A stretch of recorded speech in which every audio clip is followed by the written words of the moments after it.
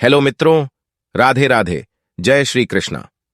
स्वागत है आपका हमारे YouTube चैनल गोविंदम मोटिवेशनल पर, जो आपके लिए लेकर आता है रोचक पौराणिक कथाएं और मोटिवेशनल कहानियां।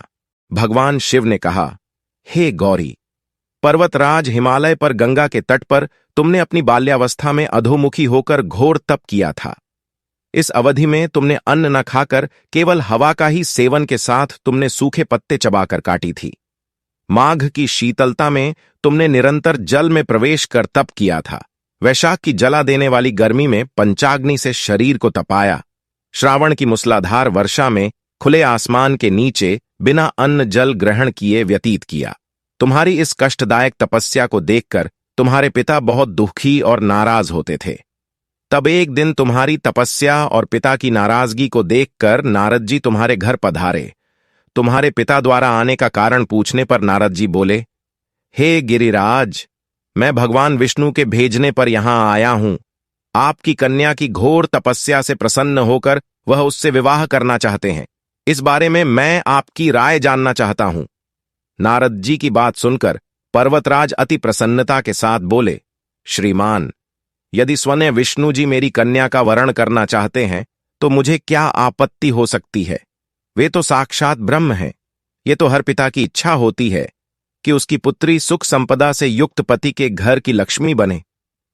नारद जी तुम्हारे पिता की स्वीकृति पाकर विष्णु जी के पास गए और उन्हें विवाह तय होने का समाचार सुनाया। परंतु जब तुम्हें इस विवाह के बारे में पता चला तो तुम्हारे दुहक का ठिकाना ना रहा। तुम्हें इस प्रकार से दुखी देखकर तुम्हारी एक सहेली ने तुम्हारे दुहक का कारण पूछने पर तुमने बताया कि मैंने सच्चे मन से भगवान शिव का वरण किया है, किंतु मेरे पिता ने मेरा विवाह विष्णु जी के साथ तय कर दिया है।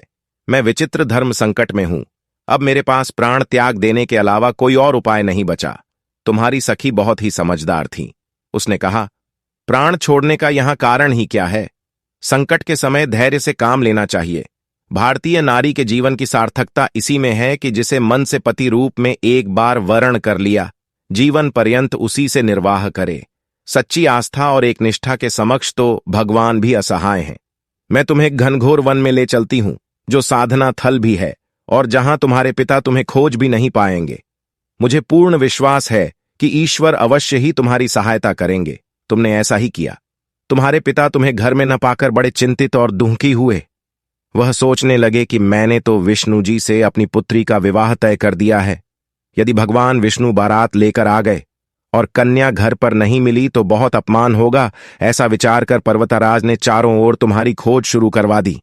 इधर तुम्हारी खोज होती रही, उधर तुम अपनी सहेली के साथ नदी के तट पर एक गुफा में मेरी आराधना में लीन रहने लगीं। भाद्रपद तृतीय शुक्ल को हस्त नक्षत्र था। उस दिन तुमने रेत के शिवलिंग का निर्माण किया। रात भर मेरी स्तुति में गीत गाकर जागरण किया। तुम्हारी इस कठोर तपस्या के प्रभाव से मेरा आसन हिल उठा और मैं शीघ्र ही तुम्हारे पास पहुंचा और तुमसे वर मांगने को कहा। तब अपनी तपस्या के फलीभूत मुझे अपने समक्ष पाकर तुमने कहा, मैं आपको सच्चे मन से पति के रूप में वरण कर चुकी हूं। यदि आप सचमुच मेरी तपस्या से प्रसन्न होकर यहां पधारे हैं तो मुझे अपनी अर्धांगिनी के रूप में स्वीकार कर लीजिए।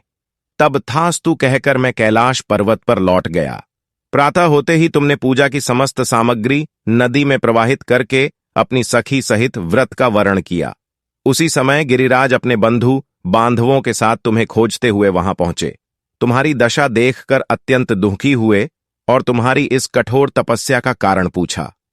तब तुमने कहा, पिताजी, मैंने अपने जीवन का अधिकांश वक्त कठोर तपस्या में बिताया है। मेरी इस तपस्या के केवल उद्देश्य महादेव जी को पति के रूप में प्राप्त करना था। आज मैं अपनी तपस्या की कसौटी पर खरी उतर चुकी हूं। चूंकि आप मेरा विवाह विष्णु जी से करने का निश्चय कर चुके थे, इसलिए मैं अपने आराध्य की तलाश में घर से चली गई। अब मैं आपके साथ घर इसी शर्त पर चलूंगी कि आप मेरा विवाह महादेव जी के साथ ही करेंगे। पर्वतराज ने तुम्हारी इच्छा स्वीकार कर ली और तुम्हें घर वापस गए। कुछ समय बाद उन्होंने पूरे विधि विधान के साथ हमारा विवाह किया। भगवान शिव ने आगे कहा, हे पार्वती, भाद्रपद की शुक्ल तृतीया को तुमने मेरी आराधना करके जो व्रत किया था, उसी के परिणाम स्वरूप हम दोनों का विवाह संभव हो सका। इस व्रत का महत्व यह है कि मैं इस व्रत को पूर्ण निष्ठा से करने वाली प्रत्येक स्त्री को मन वांछित फल देता हूं। भगवान शिव ने पार्वती जी से कहा कि इस व्रत को जो भी स्त्री पूर्ण श्रद्धा से करेगी उसे तुम्हारी तरह अचल सुहाग प्राप्त होगा। इस व्रत को हरितालिका इसलिए कहा जाता है क्योंकि पार्वती की सखी उन्हें पिता और प्रदेश से हर कर जंगल में ले गई थी। हरित अर्थात हरण करना और तालिका अर्थात सखी। धन्यवाद मित्रों, वीडियो अच्छा लगा तो लाइक शेयर सब्सक्राइब जरूर करें। मिलते हैं एक नई कथा के साथ, तब तक के लिए जय श्री कृष्णा।